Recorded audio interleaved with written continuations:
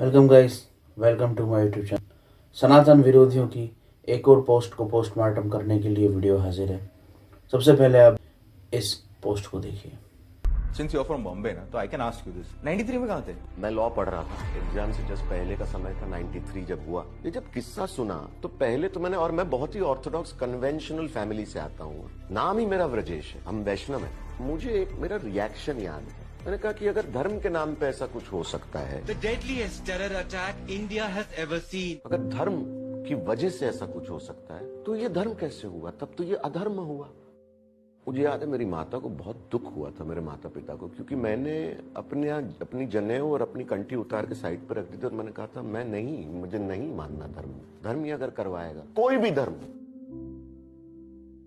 नहीं है भगवान, किसी भी नाम से पुकार ले। कहां थे भगवान उस दिन? इस पोस्ट के अंदर जिस एक्टर का इंटरव्यू हो रहा है उसका नाम ब्रजेश हेरजे है। इन्होंने कई कॉमेडी रोल किए हैं फिल्मों में और प्रोग्रामों में। इस पोस्ट के अंदर ये ऐसा कह रहा है कि ईश्वर है ही नहीं, और उसके इस मानने के पीछे, इस तर्क के पीछे ये लॉजिक लगा रहा है वो कि चूंकि जब मुंबई बम ब्लास्ट कांड हुआ उस समय कितने लोग मारे गए, कितने लोग घायल हो गए और इतनी सबको दुख और पीड़ाएं पहुंची, उस बात से इस व्यक्ति का ईश्वर से विश्वास उठ गया और इसलिए इसने अपने शरीर के ऊपर, जो हिंदू धर्म के अनुसार एक वैष्णव व्यक्ति को धारण करने चाहिए, कंठे, तुलसी माला आदि, वो सब उसने हटा दिए।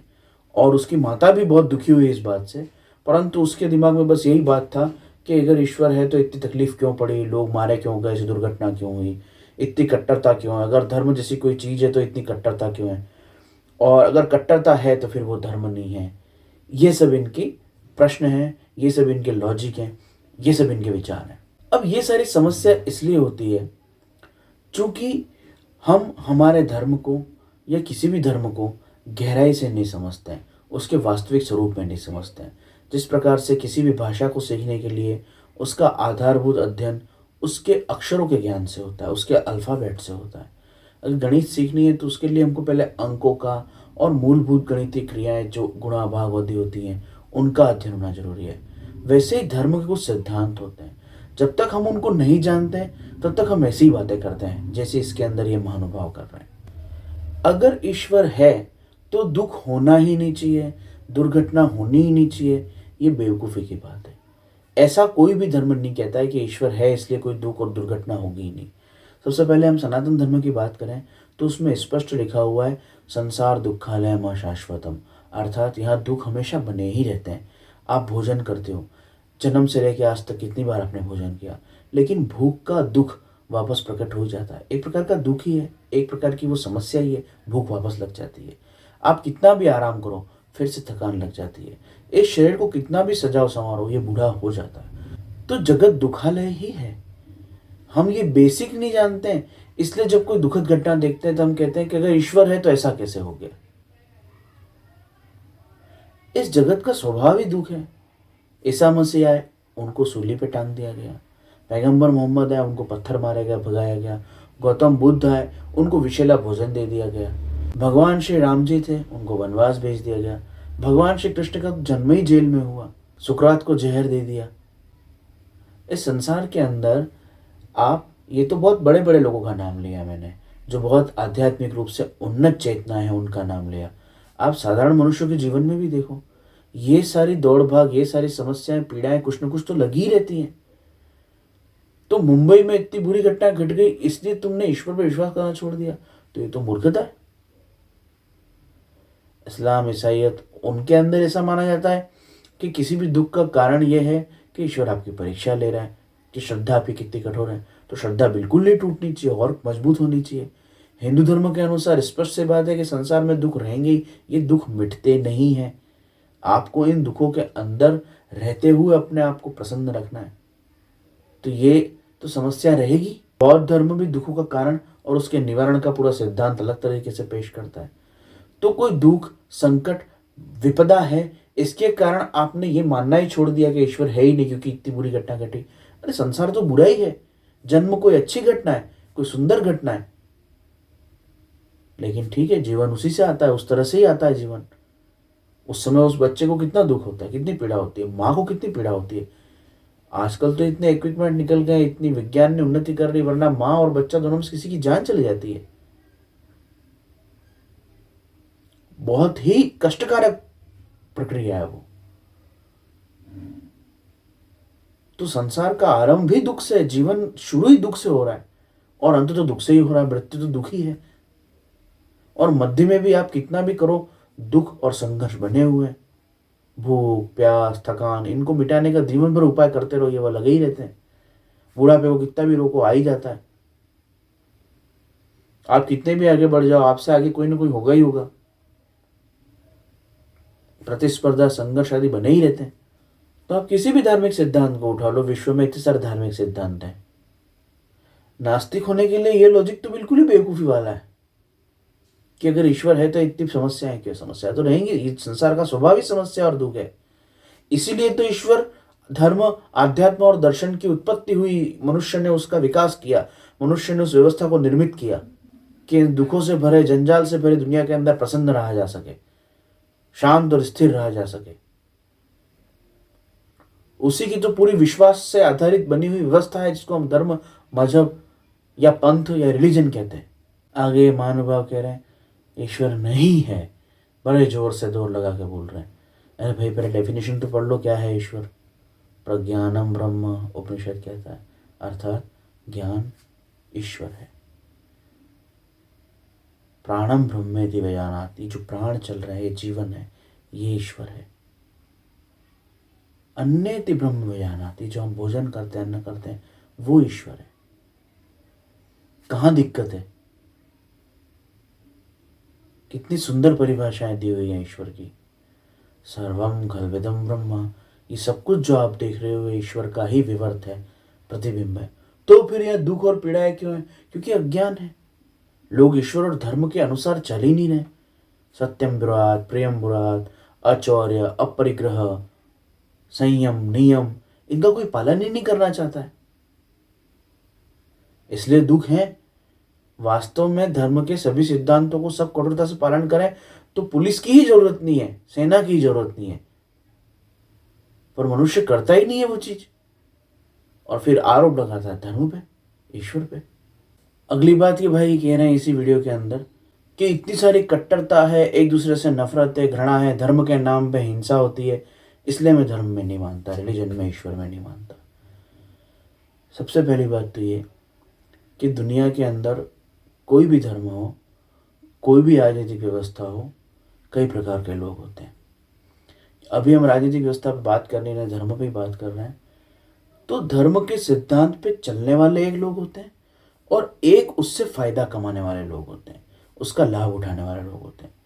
जिनका उद्देश्य ईश्वर होता है, जिनका उद्देश्य परमात्मा होता है, जिनका उद्देश्य धर्म के सिद्धांतों का पालन होता है, वो विवाद में नहीं पड़ते हैं। वो इस बात में नहीं पड़ते हैं कि कौन श्रेष्ठ है, कौन निम्न है। वो सिद्धांत का पालन करके तत्व का अनुभव कर लेते हैं। उदाहरण के लिए जो निराकार अद्वैतवाद है, जिस व्यक्ति को उस सिद्धांत का पालन करना है, वो इस पछड़े में कभी नहीं पड़ेगा कि लोगों को मूर्ति पूजा छुड़वाए, मूर्ति पूजा की बुराइयां करे, निंदा करे। वो अपने अद्वैत सिद्धांत का पालन करते हुए अपने जीवन में निराकार तत्व का अनुभव कर लेगा। जैसे कि साकार मूर्ति पूजा का सिद्धांत है, तो जिसको उसका रस लेना है, जिसको उससे सुख लेना है, वो उनके सिद्धांतों, नियमों, भक्ति के सिद्धांतों के अनुसार चल के भक्ति का आनंद लाभ कर लेगा, भक्ति का अनुभव कर लेगा, भावना से मिलने वाली समाधि योग का अनुभव कर लेगा। वो इस पछड़े में नहीं पड़ेगा कि दूसरों को समझाए कि साकार भी सत्य है और निराकार के अंदर कोई मतलब नहीं है। वो इस तरफ नहीं जाएगा, क्योंकि उसको उसका उद्देश्य पूरा हो रहा है, उसको उसका आनंद, उसका ध्यान, उसकी समाधि पुष्ट हो रही है। जैसे औरंगजेब का जो भाई था दारा शिकोह, उसकी बात करें, या मंसूर की बात करें, मंसूर बहुत सिद्ध अच्छे फ़कीर हो गए, उनकी बात करें। क्रिश्चियनिटी में ऐसे कई लोग हो गए जिन्होंने इस बात पे ध्यान ही नहीं दिया कि क्रिश्चियनिटी के अंदर बस जीसस ही सही है, बाकी गलत है। वो इन चर्चाओं में पड़े ही नहीं है कि मोहम्मद ही सही है, अल्लाह ही सही है, बाकी छोड़ो। वो इस चर्चा में पड़े ही नहीं है।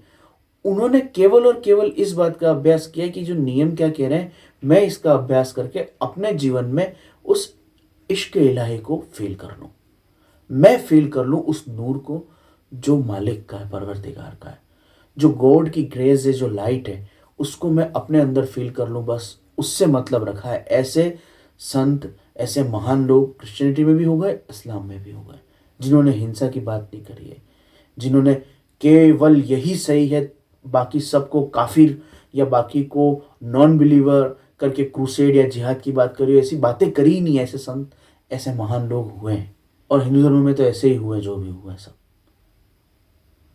तो जिसको इससे फायदा उठाना है, जिसको इससे अपनी राजनीति चमकानी है, अपना राज्य चलाना है, धर्म को as a weapon, as a tool use करना है, वो लोग किस पछड़े में रहते हैं कि भाई कुरान सही या गीता सही, कुरान सही या बाइबल सही, दोनों में से क्या सही, उसके अंदर ऐसा लिखा है इसलिए ये लोग ऐसा कर रहे हैं।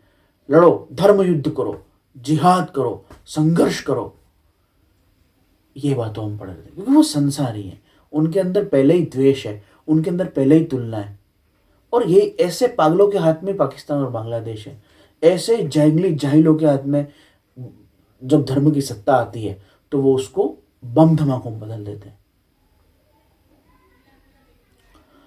लक्ष्य केवल परमात्मा हो तो ये समस्याएं नहीं हो सकती, लेकिन लक्ष्य परमात्मा के अलावा बाकी सब कुछ है तो फिर धर्म भी एक समस्या और दोष बन जाता है।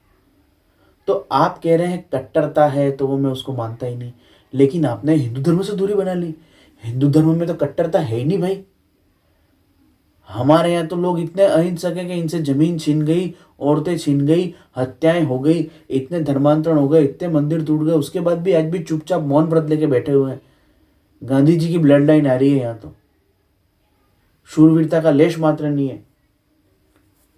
बांग्लादेश के अंदर इतनी हत्याएं हो गई, क्या किया हिंदुओं ने? कोई कुछ भी नहीं किया, सब कुछ सब नॉर्मल चल रहा है, वैसे के वैसे हो गई। बांग्लादेश में हत्याएं पाकिस्तान में होती रहती हैं, इंडिया में भी होती रहती है, कश्मीर में, केरल में हो गई, असम में हो गई। हिंदुओं ने प्रतिकार किया ही कब है, जवाब दिया ही कब? तो जो ब्रजेश हिरजी इसमें कह रहे हैं वो बात अगर कोई कट्टर मुस्लिम कहे, कोई कट्टर क्रिश्चियन कहे या कोई कट्टर खालिस्तानी कहे तो और भी समझ में आती है कि क्योंकि धर्म में कट्टरता है इसलिए मैं धर्म छोड़ रहा हूँ। पर हिंदू धर्म का व्यक्ति ये कि कट्टरता इसलिए छोड़ रहा हूँ हिंदू धर्म में तो कट्टरता की बात करता ही नहीं कभी। यहाँ तो वसुधैव कुटुंबकम का सिद्धांत है। तो इस वीडियो के अंदर इनके जितने भी लॉजिक हैं मैं नहीं मानता क्योंकि बम धमाके हुए, लोग दुखी हुए, व्यर्थ का लॉजिक है कि जिन दुख विपत्तियों के कारण ही नास्तिक बन रहे हैं वो दुख और विपत्ति संसार का स्वभाव है। धर्म पहले कहता है कि संसार दुखद है इसलिए धर्म की तरफ आओ। तुम और दूर जा रहे हो तो और दुखी होगे। और कट्टरता वही लोग करते हैं जिनको किसी न किसी प्रकार से धर्म का लाभ उठाना है, मजहब का कोई न कोई यूज करना है, उसको टूल बनाना है।